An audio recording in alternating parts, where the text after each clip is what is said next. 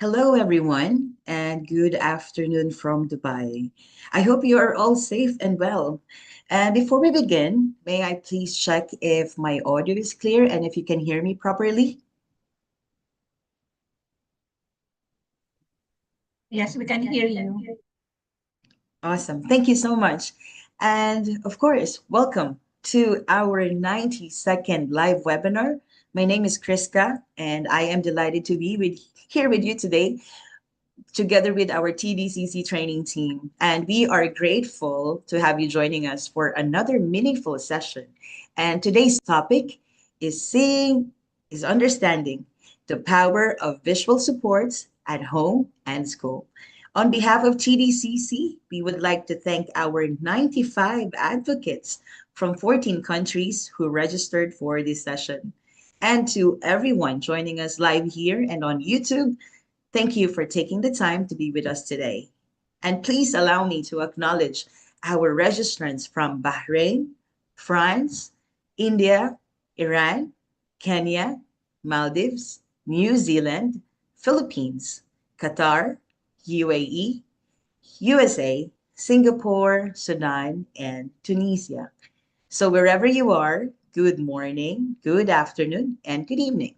And before we start, let me share a short video about TDCC and our esteemed speaker for today. Thank you.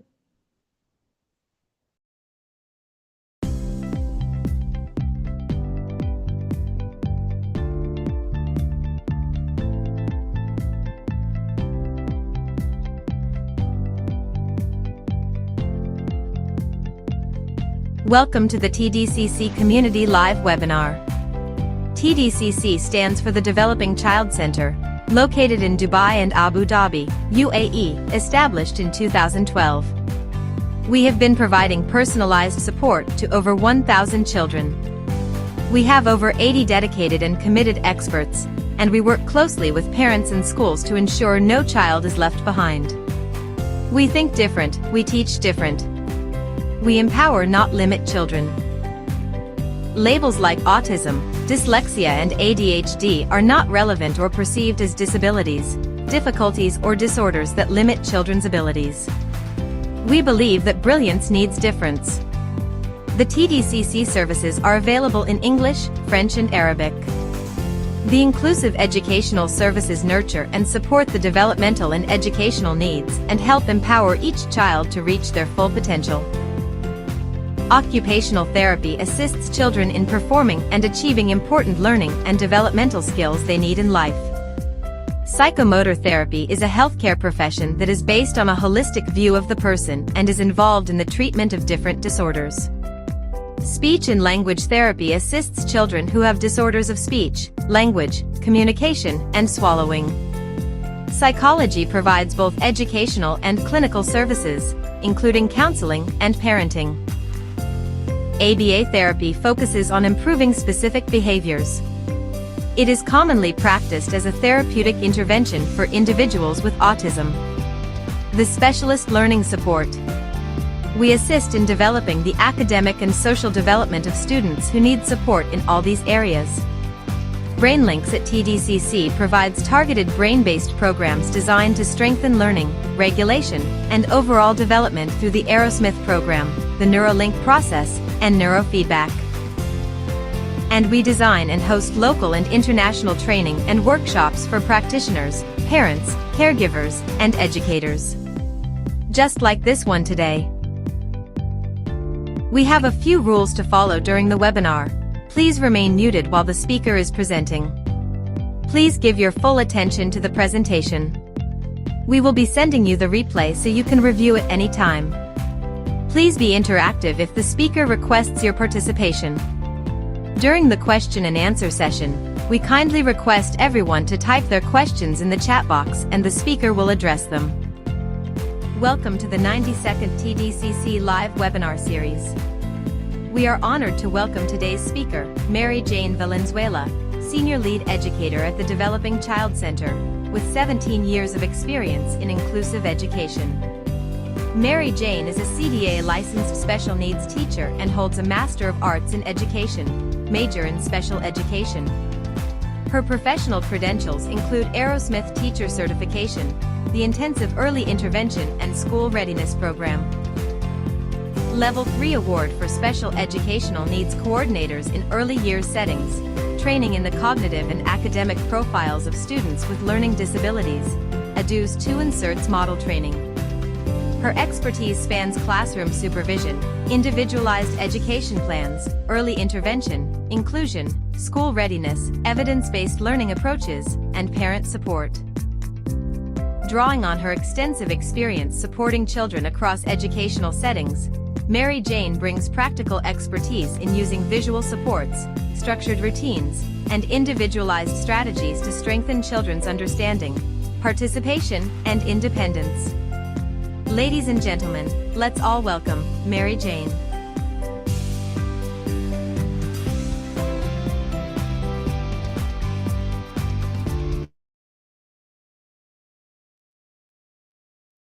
Thank you.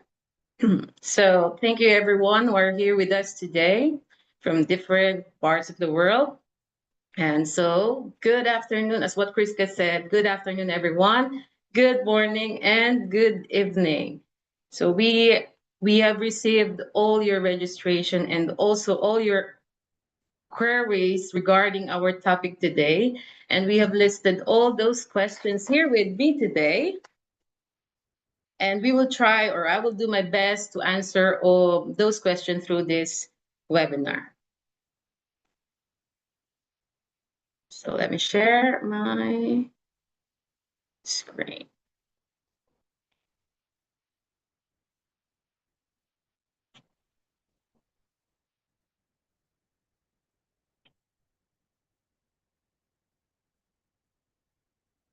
Okay. Can you hear me clearly? Yes, Jane. All Okay. clear. Yes po. So our topic for today is Seeing is Understanding the Power of Visual Supports at Home and School. So we are going to have 5 parts in this session. First, we're going to have understanding visual support. We're going to discuss more of the definition, the use, and the guidelines of visual supports. Next, we're going to have the visuals for daily routines and transitions. So I will be showing you the different visuals that we are using in our daily routines here at school, or even those that we are suggesting to the parents at home. And then how are we going to use that? Next part will be social stories. So this will be the I'm going to show you how are we going to make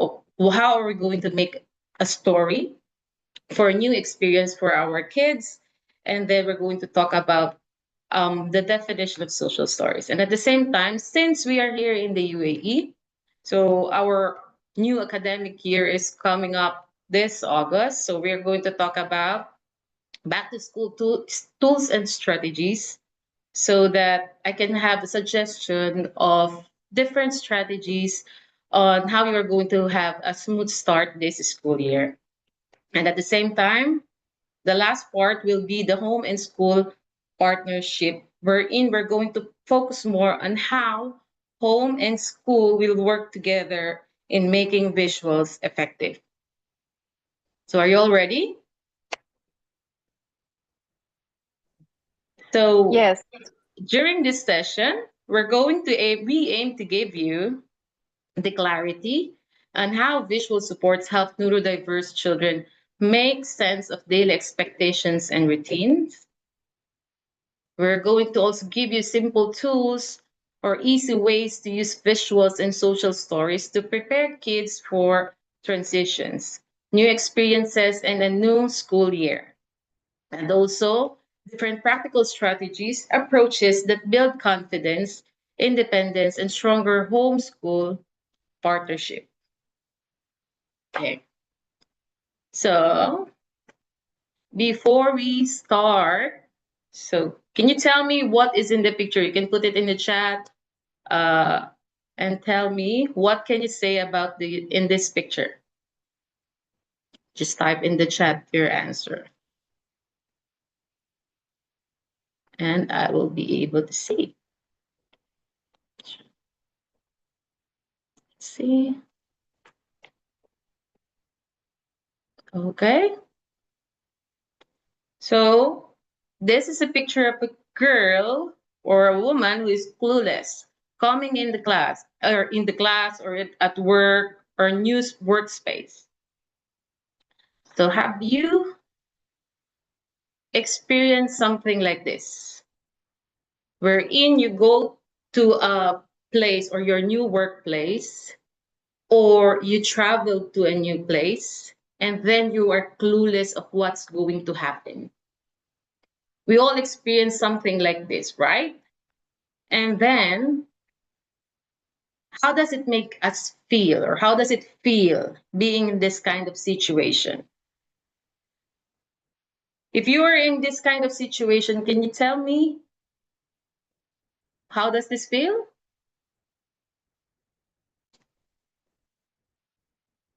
Okay, she's clueless about what's happening around her, yes? Students who doesn't know how to start socialize. Okay, yes. So you feel uncomfortable, lost, nervous, you're frustrated at the same time. You're overwhelmed because you don't know what's going to happen, right? But as adults, thank you for your answers. So, but as us adults, we know how to adjust, right? So we know how to regulate ourselves when things becomes a bit overwhelming for us. We can just sit in the corner, observe what's happening around, and then we can see, okay, this person is doing this person is doing that, and then eventually it we will understand how are we going to work on that certain place. Or if we are traveling and we don't know what we are going to do, observe and ask. It's easy for us to ask, right? But how about if we have this kid? Okay, so the situation is this kid, he is a neurodivergent kid, and then he's coming into a class. So the first photo is coming inside the classroom with different activities set already, right? But then looking at the kid's face, how is he feeling? Or on the second photo, mom asked him to go, okay, go upstairs and get ready for our dinner. So how do you think this kid feel? Just looking at the photo. Will he easily be able to understand what does he need to do? So confused on how to start. Yes, the kid is confused because coming in the class, given all those different activities that he can see around, a lot of things to do on the table, and then there is this obstacle course on the other side, and then there is this sensory activity on the other side. What to do first, right? And then this kid, on the other hand, the one who is at home, and then you ask to just prepare for dinner. So what will he do? Oh, should I just go down and eat first, have dinner? Or should I wash first and then change clothes and then have dinner? So there's no specific thing that they will be doing. So it's a bit overwhelming for them. And then this kinds of situation, this kind of things might lead to frustrations. And then when they become frustrated and overwhelmed on what is happening around it, then it will lead to meltdowns, right? So what can we use to help them? So we use visual support, right? So visual supports don't change who children are. So if you see a person having those AAC device with them and all, and they use that to communicate, that doesn't mean that they're less. They're just using something different to communicate. So that doesn't change who the children are, or who the child is. Okay, they simply, or so these visual supports simply make the invisible visible. Okay? So let's move on to our first part, which is understanding visual support. So most of us have idea of what visual support is. So because I believe some of the registrants here are either parents or educators, right? So most of us know what visual support is. So let's just have a quick word relay. Are you ready? Just give me a thumbs up if you're ready.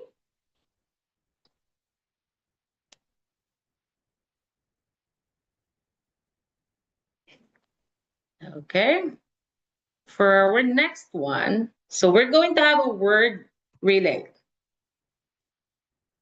I want you to look around look around you to where you are right now. Look around your room or your office, and then thank you for giving me the thumbs up. Okay, when you look around, see or put something in the chat that is considered a visual support, something that you can see around you that is considered a visual support. Okay. If you're done, just one thing that you can see. I know there's a lot of things in your office right now, or in your room, or any place that you're right now. There's a lot of things that is considered as a visual support. So can you tell me what can you see? Okay, labels and drawers. Thank you. Calendar, yes, calendar is a great visual support. What else? Clock. Okay. So with our, how many are we now? Okay, bookshelves. Emergency exit sign, yes. So 47 of us here. So keep going. We are on different places right now. So what can you see around you? Yes, family photo. Family photo is a good visual support. Pictures. So those things that you have put into chat, those are considered as visual support. As in, we rely on, it's not just those that we are using inside the classroom, but us in our everyday lives, we rely on visual support. The clock itself, it gives you the time. It tells you the time. And then when we are driving, what gives you the sign to stop or to slow down or to go? It's the traffic lights, right? So it is something visually that helps us to understand what's going around. Or shall we say, when we are cooking or we wanted to learn something or cook something new, then we use recipes, right? We follow the recipe book, we follow if there is pictures or if it's just a simple step-by-step list of the things to do, then we follow. That's a visual help. And also your phone. When you are delivering or sending message, especially if it is with your friends or with someone who is close to you or anything. So you know that you can just use the emojis, right? When you have the emojis, like, okay, if it's just a crying emoji, like it's you're sad right now, and if it is the lol emoji, then you understand that something you are discussing something funny. Like it's just emoji or emoticons that you use, but you understand. So that is visual support. So what? Sorry. Stop. So what do we mean by visual support? Visual supports are visual tools that help children understand information, communicate their needs, follow routines, and become more independent by making spoken information clearer and more predictable. So in short, or the simplest way to explain this is any tool that shows rather than just tells. Okay, so that is visual support. So it's more of the pictures, more of the icons that we use, or more of the things that helps us understand, not just not just what we heard, but this is what we see. So these are some of the types of visual supports that we use in school or even at home. These are also what we are using or what we are suggesting for the parents to use at home. So photos and icons. Real pictures or simple symbols representing objects, places, or actions.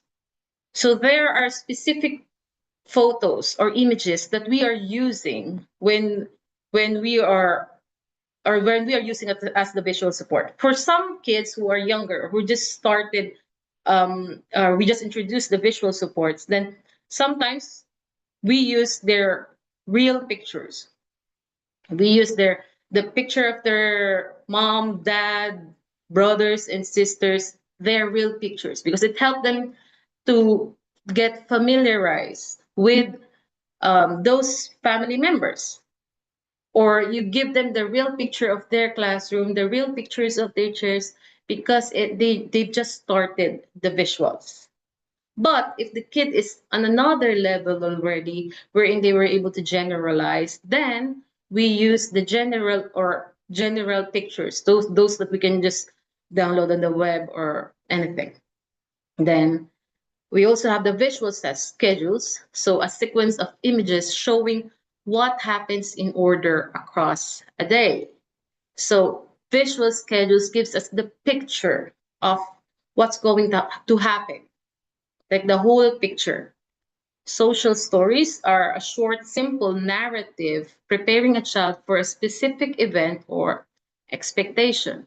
So a lot of things are happening with the kids. Some are unexpected or things that we need to let them be prepared. So we make our social stories, may it be just a simple storyboard or a whole storybook for a specific activity. Next, we have the checklist and boards. So these are the step-by-step visual guides for routines. Say, for example, just the simple washing hands or toileting. So we have those step-by-step visuals that we are using. So here are the samples of our visual supports that we are using here also at the center.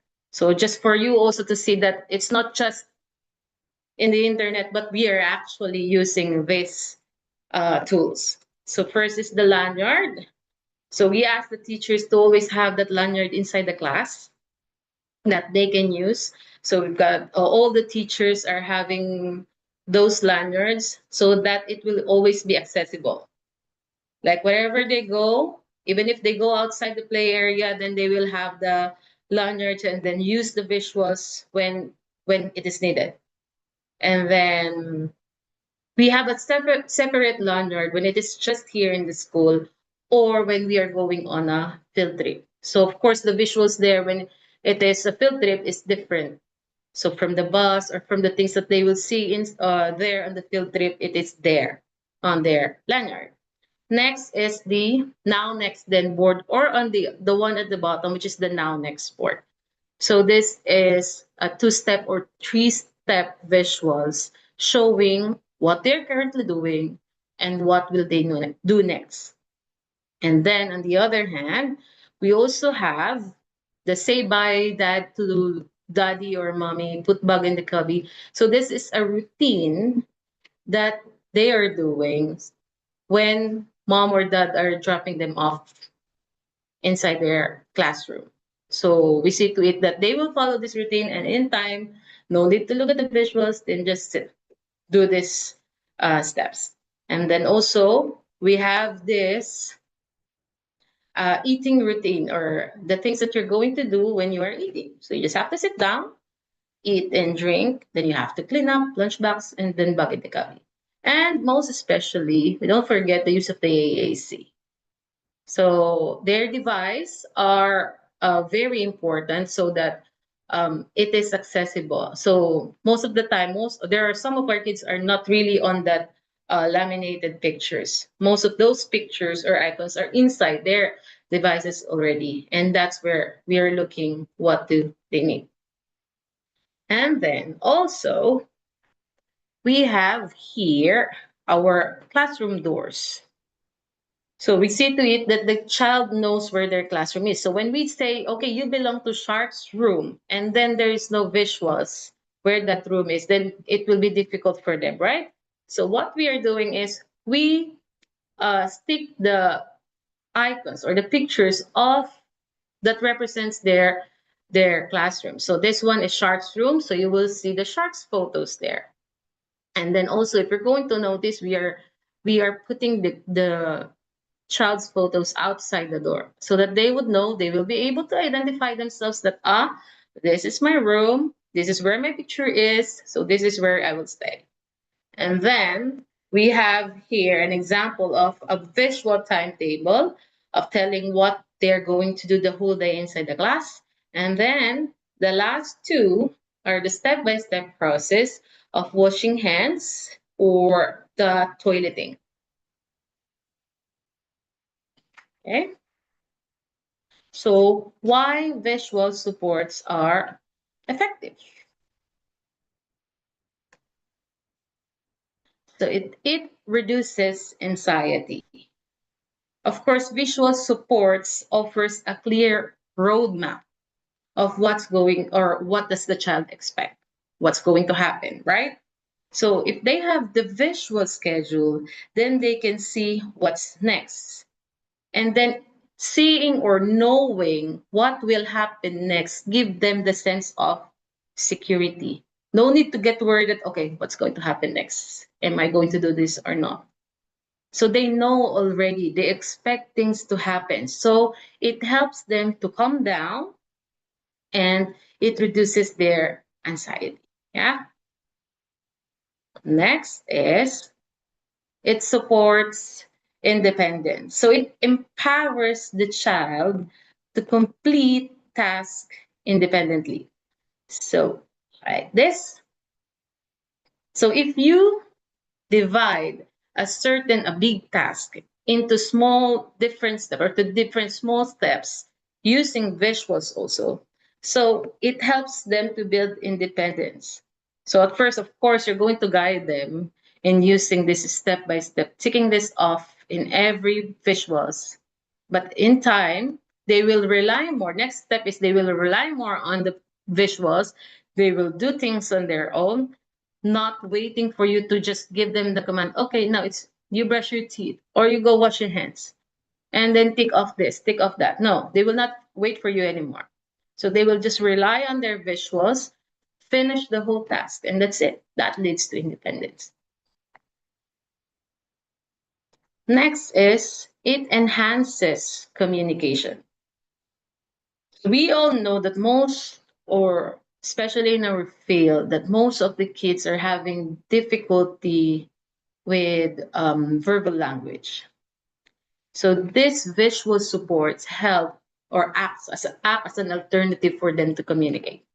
So we use visual support for them to understand the instructions. We use visual supports for them to express their feelings. But it's just a happy or sad, they will be able to choose their feelings, right? Or what do they want? Just use two options, choose between the two pictures, then they were able to say what they want, right? They were they were not able to say it verbally, but they were able to say it through the pictures. Next, it improves memory and focus. So just like this, the now, next, then board. So it helps the child to focus on what he or she is currently doing or what is now. And then at the same time, he needs to remember what's going to happen next. right? So it's like, okay, when we are introducing this, okay, what are you doing now? Okay, you are washing hands. And then, so we wait for the kids, and then snack time, and then tabletop. So it improves their memory. Next. The last one is it encourages positive behavior. Why? It's because we can introduce rules through pictures. In this way, it's easy for them to understand and what is expected them to do.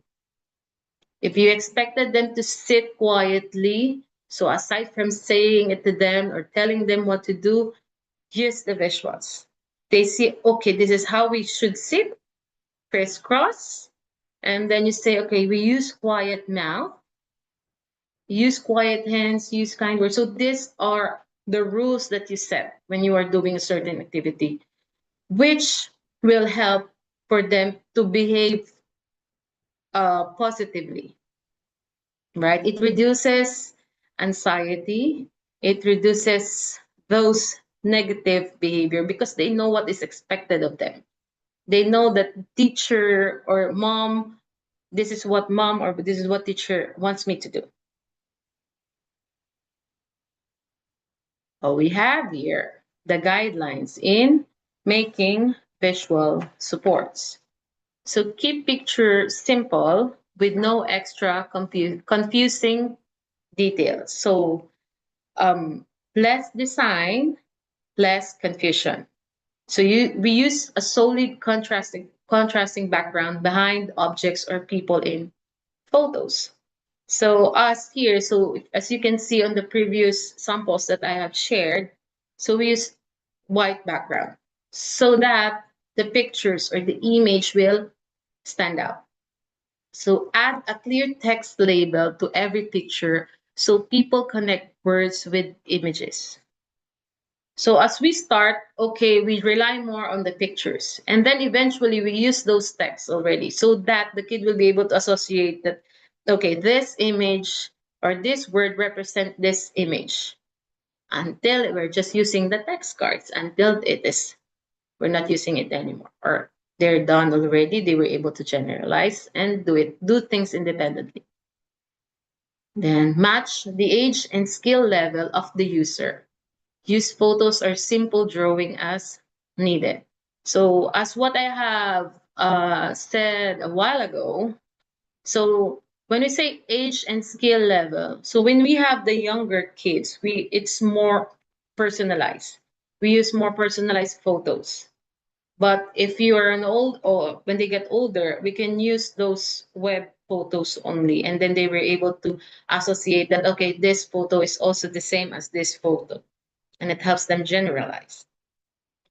I think I've encountered a question from the registration wherein they were asking where do we where or what app are we using when we are doing the visuals. So us here, we are using the widget online. So aside from some of us are still using the Microsoft Word or what the table to put in the pictures manually, we also use the widget online. It has the templates, ready-made templates, where we're going to put the image and the text. It also has the library where the web photos or the photos that you uploaded will just sit there, and then you're just going to use that whenever you're needed. And also Twinkle, this is a general activities, or this is very helpful to teachers. You can see a lot of activities here from different classroom or academic activities down to these visuals also.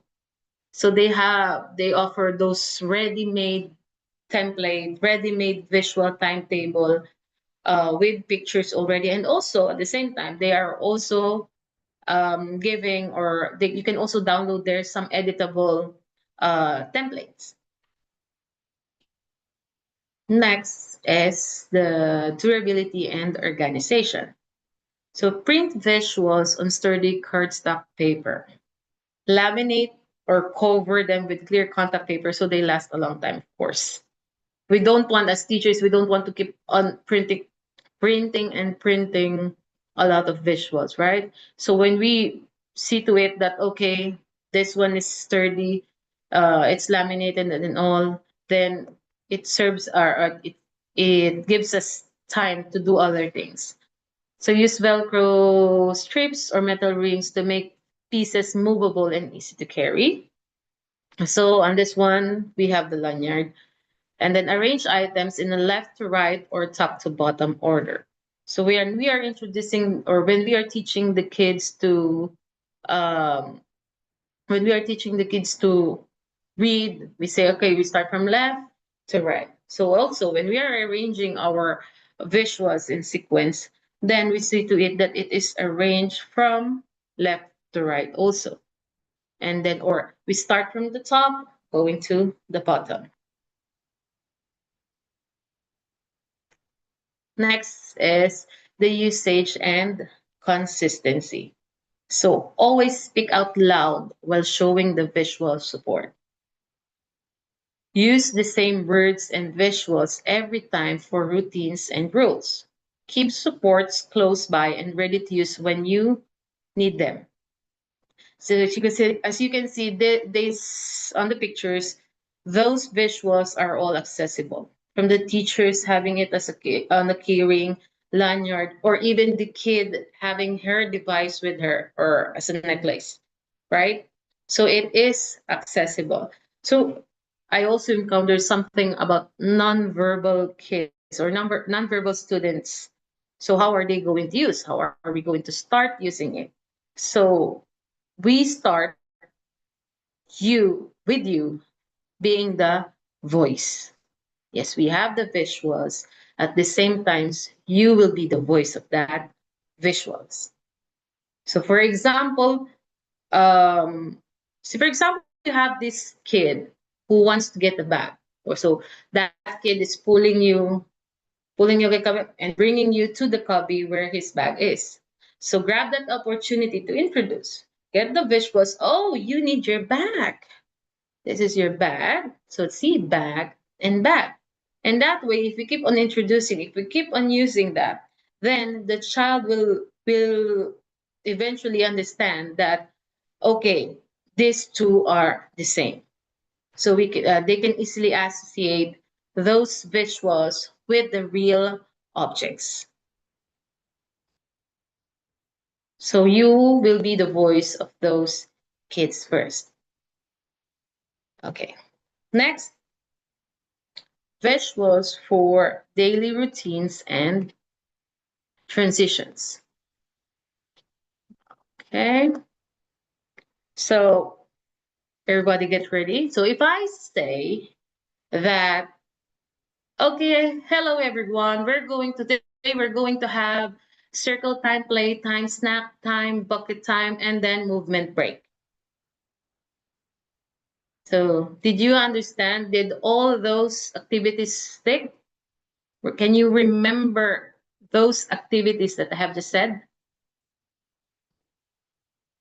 Can you type those activities in sequence through chat, please?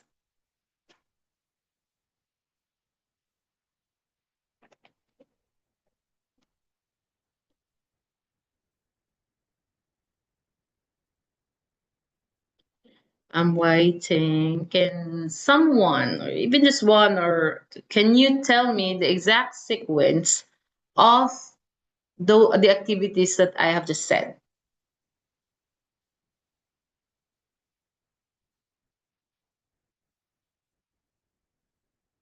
Ready? No one? Okay. Circle time? Yes. And then after circle time, what's going to happen?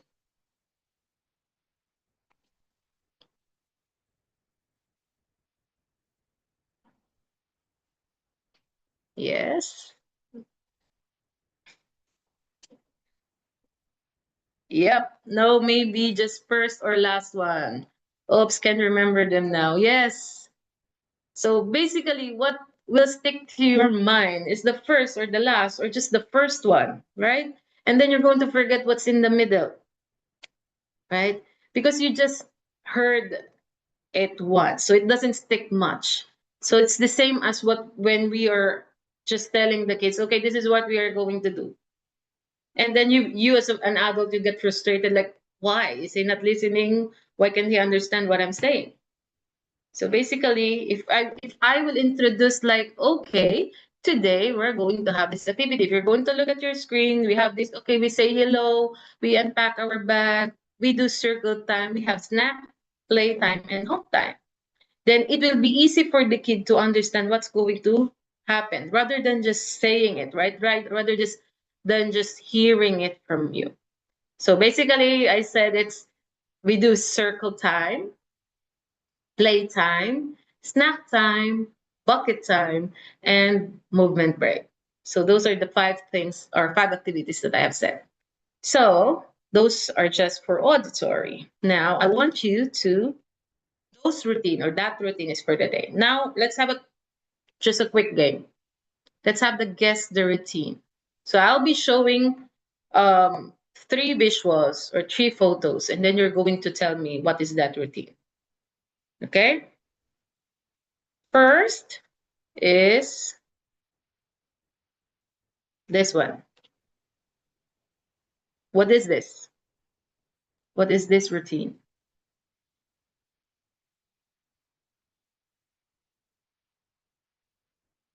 Okay, thank you. That's brushing teeth. Okay. Next, that's correct. Brushing teeth. Next. How about this?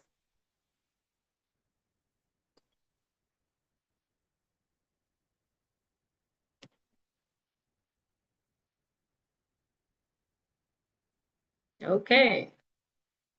Thank you. So this is snack time or yeah, somebody says breakfast. So this is snack time. The third one is how about this one?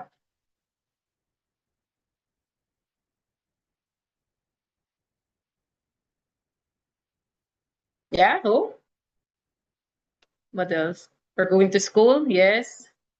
Going getting dressed for school, yes. So getting ready, going outside, getting ready because it's like dressing up, shoes on, and then we go outside. So it's either a routine when you're going outside, going to school or anything. Next one is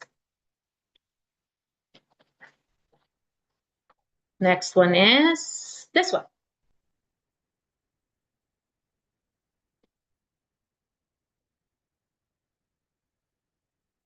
Yes. Work time or homework routine. Yeah. Those, okay, yes, good job. Okay, homework time or study time, right? Yeah, thank you. And then the last one is this one.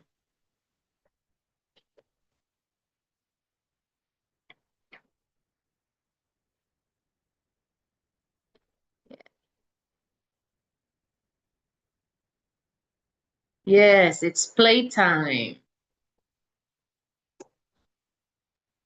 So it's just giving them, see, it's easy to understand when we have pictures. See, you were able to say that, okay, this is playtime. We put our shoes on, we go to the park, and then after that, we go home. This would be your routine. Next, wait, sorry, stop. So so these are the routine that we are doing. So easy to understand because it is divided.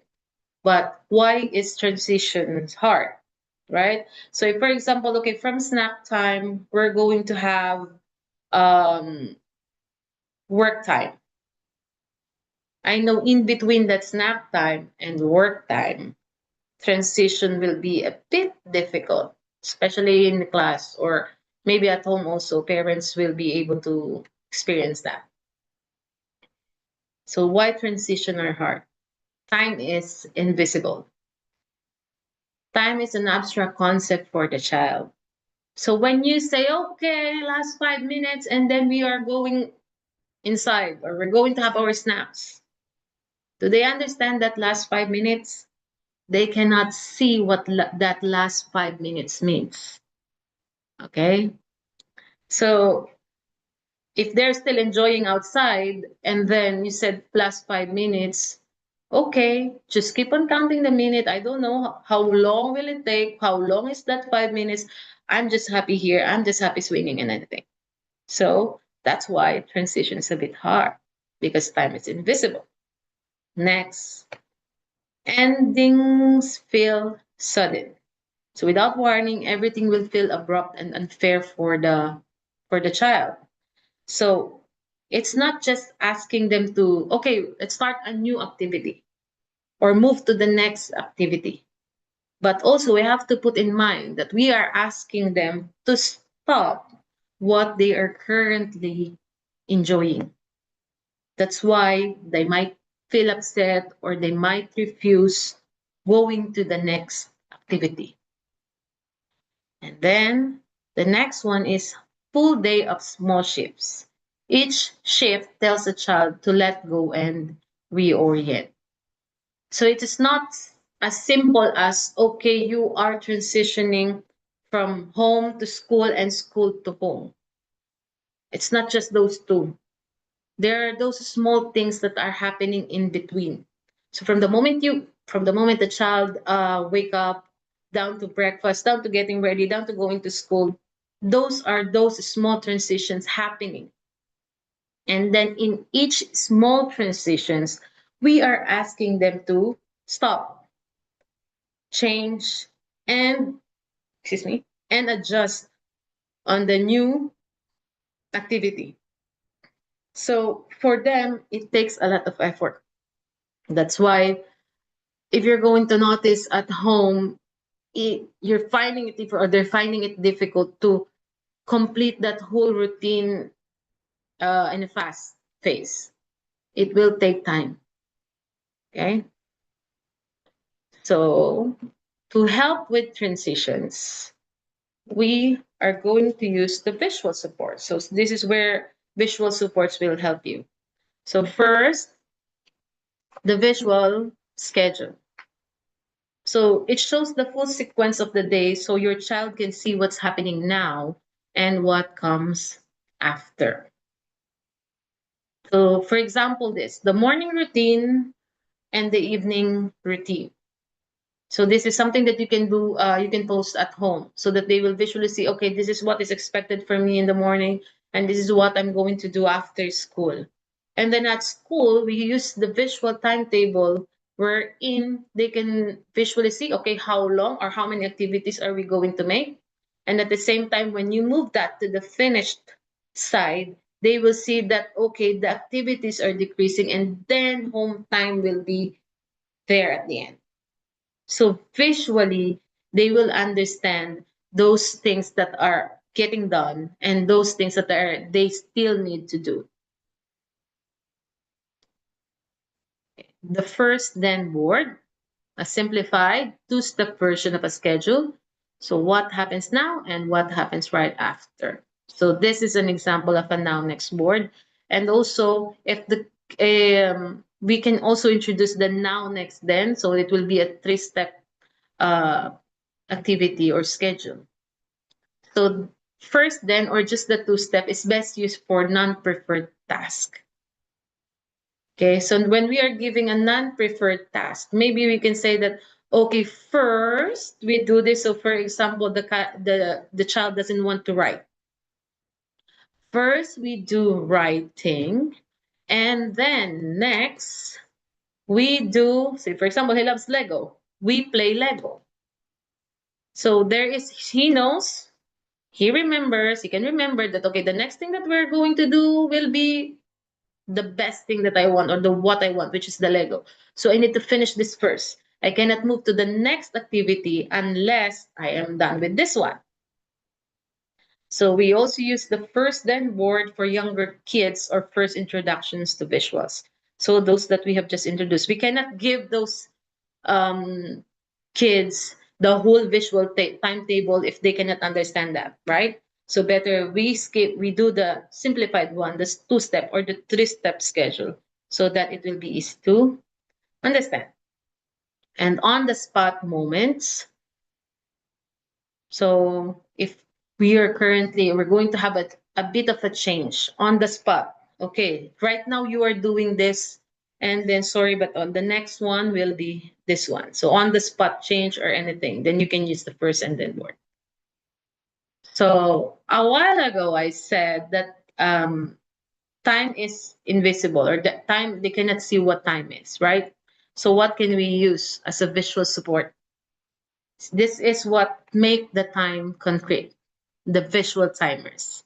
So we have these different timers that we can use for them. We can use we can use this at home or at school. So this timers, so the first one, they can visually see that the color is decreasing, so the time is ending, right? So they can use this, and also the sun timer. Okay, once the sun runs out, then we are done. We need to move to the next one. And the most handy of all is our phone. We all our phones have timer. As you can see, you can give them visually the circle is decreasing or the color of the circle is decreasing, as well as the time. So it gives them the ending. So it's best used for ending preferred activity, waiting periods, or pairing with verbal countdown or advanced transition warnings. So that is the visual timer. Now is the social stories for new experiences. So social stories. So according to, this is from Carol Gray when it's like 1990 to 1991. So it was developed. A short and personalized story that describes a specific situation, skill, or expectation in clear, reassuring language written from your child's point of view. So I just have here a storyboard of our own social story for a child going on the first day of school. So it develops specifically to help children understand social situations and expectations. It explains and describes rather than instructs the tone. The tone is patient and supportive throughout the story. So when to use social story? Anytime your child is facing something new, uncertain, or potentially overwhelming situation. So of course, first day of school, we're going on a field trip, and then a big change that is happening at home. So one of our parents asked that, okay, we're going to have a baby. Well, how can we help our kids? So we make this, our new baby is coming for them. Okay, so the anatomy of social story. So it has 4 kinds of sentences: descriptive, perspective, directive, and affirmative. So the descriptive one tells you or answers the questions who, what, where, or when. So see here, it's on Monday, I will go to school. So who will go to school? I will go. Where will you go to school? When? On Monday. So that answers that. Next, perspective. It shows how the child or others think or feel. On this one, I'm excited, but also a little bit worried. That's okay. My teacher will help me in school. Next, directive. Directive is suggesting a response to a situation. Say, for example, this one is, my teachers will greet me. I will greet them too. So you give the child a response of something that's going to happen. So if a teacher greets, then you have to greet also. And then affirmative. There are so many exciting things to do at school. It will be fun. So it gives reassurance and it reinforces the situation. So social story should be written as first or third person. So if it is for a specific kid, then you use the word I or the child's name. The tone should always be calm, factual, and positive. So concrete, not abstract. So use a specific literal language. We don't use the idiomatic words. that will lead them to confusion. We don't use that. We just say, okay, if they're just going to sit, okay, we are going to sit, or I will sit on this corner. Specific. So personalized to your child. So all the things will be catered to your child. So you're going to use your child photos and everything. So steps in writing your social story. You pick the situation. What's going to happen next? Or what are you going to what is this social story for? What are you going to prepare? So if it is a field trip, gather the facts. So for us, what we are doing when we are having field trip, we don't just say, or okay, we are going next week. We're going to the field trip, or next week we're going to Emirates Airline. So we see to it that we were able to have the ocular inspection or ocular visit on that place. We take photos, we take videos, we see all the risk on that, and then we're going to use that in making our social story so that whatever they see on that social story, when the teacher is reading it to them or when their parents are reading it to them, they will see it in actual during the field trip. So draft the sentence. Of course, use the sentence that I have just said, like affirmative, descriptive, perspective, affirmative, and directive. And then add simple or real images. So if you were able to do the ocular, then use those images because that will help them. And then read it together often. You don't just make a story and then read it once, right? So stories are meant to be reread, okay? So especially this kind of story, so that they will be able to get used to what's going to happen. Okay, so now we are on back to school tools and strategies. So those visual supports that I have just mentioned, we're going to use that now. So this is a suggestion of how are you going to make your back to school smooth. So 2 weeks before, we introduced the visual schedule. 1 week before, we read our social story. And then on the first day, we have a checklist that the child can take off personally. And then first week or every day, not just first week, but every day, feelings check or the visual items. So 2 weeks before, you are telling them that this is going to be the routine every morning. Because the summer routine is different from school routines, right? So introduce them this routine already. Just start showing the visual schedule or the routine. Post it somewhere your child can check independently. And then familiarity now means anxiety later, less anxiety later. So the earlier you show the earlier that they will be able to grasp and understand the routine. Next is start reading the social story. Read it together a few times before day one. So the sequence feel familiar, not surprising. So I'll just quickly show you this one.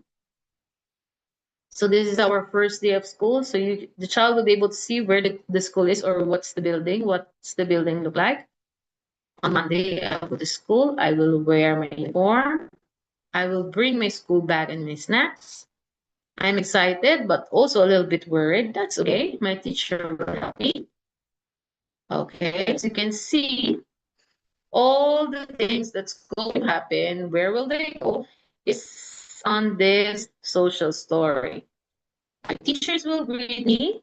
So the teachers' photos and their names, and then I will greet them too. The classroom, how the classroom looks like, the activities. And then it's time to go home. The school is fun. I will now go home. So that is the sample social story that we are using here. Next. Wait, sorry.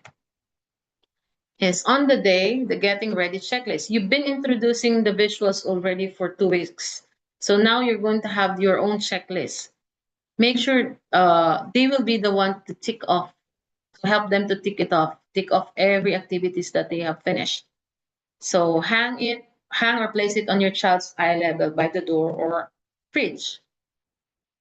And then this is on the first, not just on the first week, but every day. So the feelings check in. Give your child a simple way to express how they're feeling before and after school. So if the child has just started using the visuals, then introduce this 2 or 3 icons only of feelings. But if they're used to a lot of feelings already, then we have this visuals or a lot of visuals showing emotions. And when we are labeling their feelings, then we can use also this activity. So okay, label the activity. Say for example, for those kids who are having difficulty in expressing themselves or their feelings, we can label that. So when the kid is like, oh, you're smiling or you're clapping your hands, you're happy, right? You are happy, then you show the visuals. Next, if the child is a bit, oh no, you keep on stomping, you're stomping your feet, and are you upset? Okay, can we do deep breaths? Can we do count to 10? So we use these visuals. Okay, so they're understanding, getting familiar with the feelings. At the same time, they are visuals are also used to help regulate themselves. Okay, so those who are used to back to school already, so it's not their first year of going to school. So we can just show them this beforehand for them to get familiarized with their new teacher and then their new classroom. So you can just have them, okay, this will be your room, these are your teachers, and this will be our routine. And others are having difficulty transitioning because since it comes from summer. So Monday to Friday, show them this visual that Monday to Friday, we are going to school, Saturday and Sunday will be home. So this time you can also use the actual school photo so that they will say that, okay, this is where I will go. And on Saturday and Sunday, I can be at home. Now, we are down to our part 5 or the last part. Sorry, we're a bit over time. So, home and school partnership. So we have here this photo.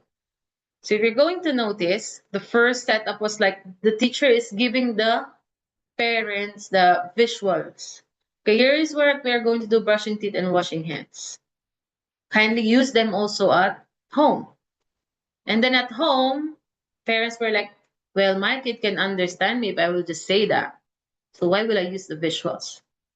So you will say, okay, brush your teeth, use the toothpaste, and wash hands after.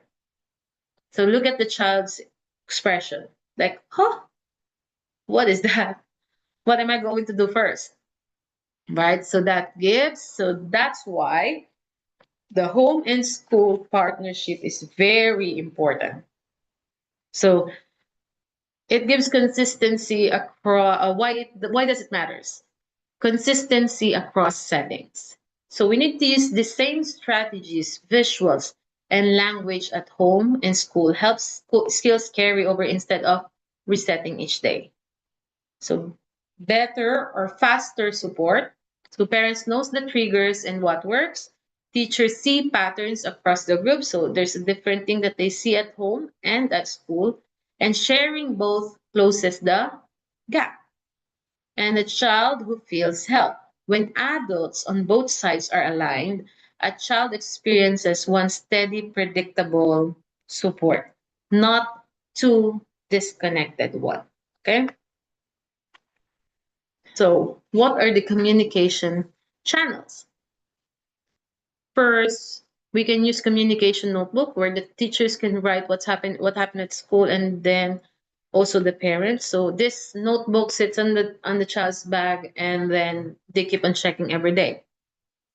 Or on the other hand, we can have the email or an app where that will be the main app for communication. So Basecamp is what we are using here. That's where the parents communicate with the teachers. And then scheduled check-ins. So you coordinate with the teachers and a meeting. So if it is like bi-monthly, meeting with the teachers. So what to share and what to ask teachers for. So triggers and early warning signs. So you as the parent knows what is happening at home, right? So you know your kids better. So you tell the teachers, especially if they're new ones, especially if they it's their first time at school. So you will be the one to share the teacher's triggers and early warning signs. Okay? Tell them what are the strengths and interests of your child so that the teachers can use that. And then what works at home. If you have your visual tools at home, or you have other tools to calm them, then you have to share that with your teachers. And then wins worth celebrating. So if there's something that happens at home that is worth celebrating, you have to share that with the teacher so that you can extend that. They can also celebrate in school because that will make the child feel good also. And then what to ask teachers for. Copies of classroom visuals, schedules, first then boards or symbol sets so home can match the format. Of course, this is what also the teachers want. Like what we are using here, we are suggesting them to use that also at home. So regular and specific updates. So we don't just say that not we're having or your child have a good day or a bad day. As a parent, we ask if he had a good day, then what makes him happy? If he had a bad day, then what happened? And then how did we help the child?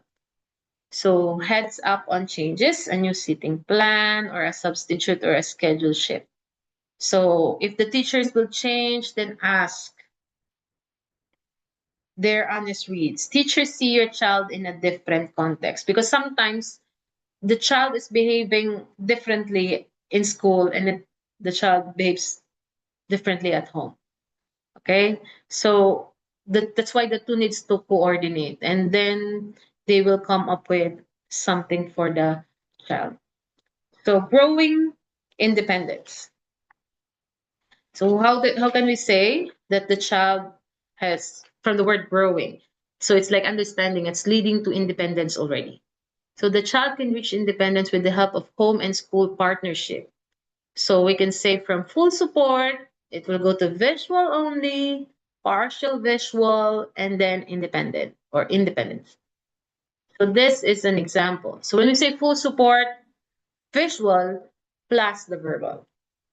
So we show the picture at the same time we are verbally prompting them or verbally saying what does the picture say. And then visual only. So we remove the verbal and then they will just rely on the step-by-step process or the pictures. Partial visual is the faded one. So either we fade the first one or we fade the last one. Okay? That will help them to understand, okay, what's the first step again? So once that they knew the first step already, then they will be able to do the next. And then after the partial comes the independence or the independent doing of the activity. So the child completes it on their own. No visuals needed. The child completes the routine independently. Okay, so building independence, families and teachers grows independence together. So these are the signals that the child is ready. So it doesn't mean that we are saying visual supports all their lives they will use their visual support. Some still using their, but it's a level up already. But this one, they also comes up with we reduce the visuals already, or shall we say we're not using visuals already. So signals that the child is ready, glances at the visual less often or only briefly. So they don't look at the visuals much. Completes the step faster than usual because they know already, they remember what comes next, they can visually see it in their mind that these are the step by step, then they completes the routine faster. Tries it once without being prompted. No need for us to verbally say it, they will do it. Seems confident or proud rather than anxious because they know exactly what they are doing, then You can see in their action that they're confident in doing it. Okay, rather than they're feeling anxious that, okay, what's going to happen? Okay. For our last, we just say that visual don't just organize a day. They build the trust, confidence, and connection. So let them see, or let our children see and understand what you are saying. So thank you all for listening. So sorry. We are 10 minutes over time. So I think, okay. So if you have any questions, or shall we say, I think if you have, for now, if you have any questions, you can send it through email, and we will try our best to answer those questions. Yeah. Or if you're still there, I have here some few questions that we have received through registration. So I have here one. So as students transition into higher grade levels where learning becomes more text heavy, how should the design and use of visual supports evolve to keep matching their developmental needs? Thank you for that question. So as they grow older, most of them have generalized the use of visuals. So from specific personalized visuals, then we can evolve to text cards until we're not using the visuals anymore. So I personally, for those older kids that I had before, so for me to know that if they have understand the routine already or what, I ask them to make their own. They will be the one to draw, and you will see that they will make their own boxes, and then they're going to draw their own routines. So it means they understand already. And then it means also it is a signal for us to say that, okay, time to let go of the visuals. And then, okay, this one. What is your best advice for teachers looking to get parents on board with using the same visual system at home? So this is a great question also, yeah, for teachers.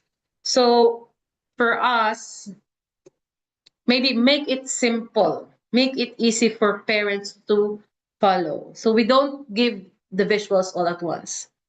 So start with one or two visual routines or the daily routine. So shall we say, okay, just the washing hands or the toileting routine. So just limit to one or two. And then if the parents are getting comfortable using the visuals already, then ask them the feedback and then introduce another one. And So hello, Jane. that's We all. have one question from Nazila. Maybe this is the last question that you can answer, and we can Mhm. end the webinar. It says, what if the child has auditory sensory issues and doesn't like the loud noise or get frustrated when we talk loud with them? Okay. We don't what we can do is we all with this child we always use our indoor, should we say, the indoor voice.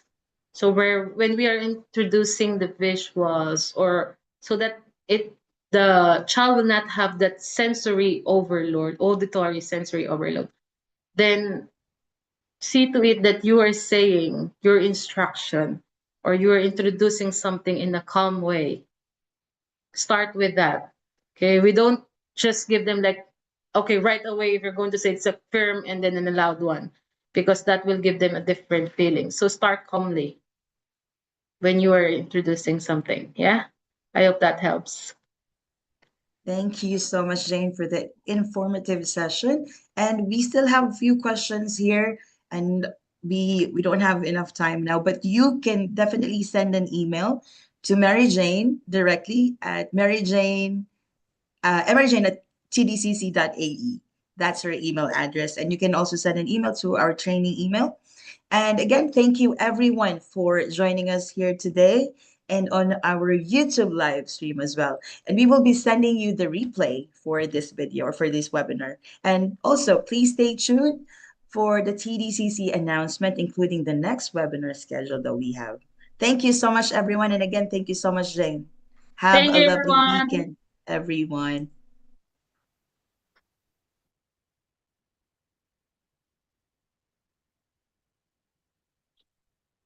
Before we conclude, we would also like to take a moment to share some of the services, programs, and upcoming initiatives available at the Developing Child Center. Upcoming webinar series.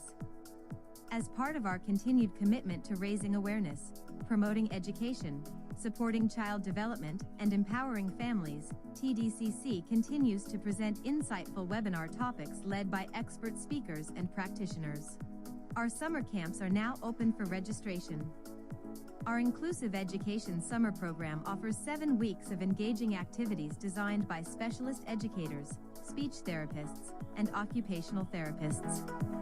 Our 3-week phonics summer camp uses evidence-based multisensory strategies to strengthen reading, spelling, decoding, and confidence, led by dyslexia specialist Zara Mirza. Our play-based speech and language intensive summer camp supports children's communication, interaction, and language development through purposeful play. Our core educational programs. Beyond our webinars, TDCC also offers a range of educational and therapeutic programs designed to meet the unique needs of every child. Early Intervention Program. Our Early Intervention Program in Abu Dhabi supports young children in building essential developmental, communication, social, and learning skills during the most important early years of growth. Intensive Educational Program. In Dubai, our intensive educational program provides structured and individualized support for children who need focused intervention to strengthen their learning, behavior, and school readiness skills. The program offers Early Intervention Program, School Readiness Program, and Life Skills Program guided by our multidisciplinary team. Psychology and Family Support Services. At TDCC, we also understand the importance of emotional well-being, behavior, and family guidance in a child's overall development. Psychology Services. Our psychology services help children and families better understand emotions, behavior, development, and mental well-being through professional guidance and support. Educational Psychology. Our educational psychology services help identify learning needs, cognitive strengths, and challenges so children can be better supported in school and beyond. Parenting Services. Through our parenting services, we empower families with practical strategies, guidance, and support to help them confidently navigate their child's developmental journey. Counseling for children, teens, and adults. We also offer counseling for children, teens, and adults, providing a safe and supportive space to work through emotional, behavioral, social, and life challenges at every stage. Social, emotional, and behavioral assessments. Our social, emotional, and behavioral assessments help identify the emotional and behavioral factors affecting a child's daily functioning, relationships, and success at home or in school. Comprehensive assessments. To better understand each child's individual needs, TDCC also offers a range of specialized assessments. Multidisciplinary assessments. Our multidisciplinary assessments bring together different specialists to provide a holistic understanding of a child's strengths, needs, and developmental profile. Developmental assessments. Our developmental assessments help identify a child's progress across key areas such as communication, motor skills, social skills, and learning. Dyslexia assessment. This assessment helps identify signs of dyslexia and provides valuable insight into a child's reading, spelling, and language-based learning needs. Speech and language therapy assessment. Our speech and language therapy assessment looks at a child's communication abilities, including understanding, speaking, listening, social communication, and speech clarity. Occupational therapy assessments. Our occupational therapy assessments help identify challenges related to sensory processing, motor skills, attention, coordination, and everyday independence. Sleep assessment and intervention program. This program helps identify sleep-related challenges and provides practical strategies to support healthier sleep routines and better daily functioning. Psychomotor therapy. Psychomotor therapy supports the connection between movement, emotions, behavior, and learning. Through guided activities, it helps children strengthen body awareness, coordination, emotional regulation, confidence, and overall participation in everyday life. Speech, language, and communication support. Communication plays a vital role in every child's confidence, learning, and connection with others. That is why TDCC offers a range of services to support speech, language, and communication development. Speech and language therapy. Our speech and language therapy services support children in developing communication, understanding, expression, articulation, and social interaction skills. Feeding therapy. Our feeding therapy supports children who experience difficulties with chewing, swallowing, food acceptance, or mealtime routines in a supportive and gradual way. Play therapy. Through play therapy, children are supported in expressing feelings, processing experiences, and developing emotional regulation through the natural language of play. Occupational therapy and daily living support. TDCC also provides occupational therapy and daily living support to help children become more confident, regulated, and independent. Occupational therapy. Our occupational therapy services help children improve the skills they need for daily life, including play, learning, motor coordination, attention, and independence. Sensory integration therapy. Through sensory integration therapy, children who have difficulties processing sensory information can become more regulated, focused, and comfortable in everyday settings. Handwriting program. Our handwriting program helps children strengthen the fine motor, visual motor, and coordination skills needed for clearer and more confident writing. Toilet training program. Our toilet training program provides structured support to help children build readiness, confidence, and independence in toilet training. Listening therapy.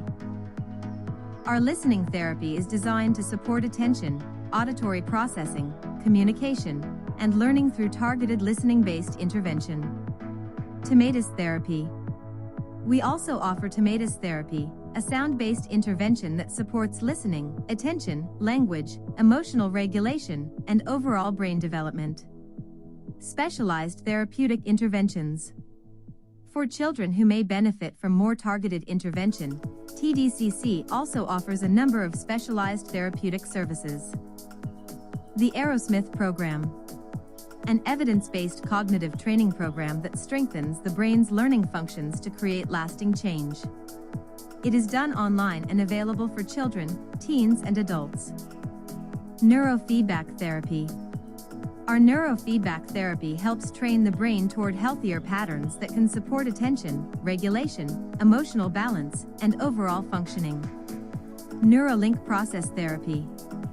Our Neuralink process therapy supports brain-body connections that can positively influence regulation, learning, attention, and emotional development. ABA therapy. Our ABA therapy uses evidence-based strategies to support communication, learning, behavior, social skills, and everyday independence. Educational therapy. Our educational therapy provides individualized support for children who need help with learning skills, academic confidence, and school-related challenges. Dyslexia and Dysgraphia Intervention Program. This supports children with reading and writing difficulties through targeted intervention that builds stronger literacy and written expression skills. Summer Intensive Program. During school breaks, our Summer Intensive Program offers focused support to help children continue progressing in key developmental and academic areas. Phonics Boot Camp. And through our Phonics Boot Camp, children can strengthen foundational reading skills by building confidence in sounds, letters, decoding, and early literacy. Parent and caregiver empowerment. At TDCC, we believe that empowering families is an essential part of every child's progress. Caregiver training. Our caregiver training equips parents and caregivers with practical tools and strategies to better support a child's development in everyday routines. Empower Me program. Through our Empower Me program, families receive knowledge, guidance, and hands-on support tailored to their child's unique needs.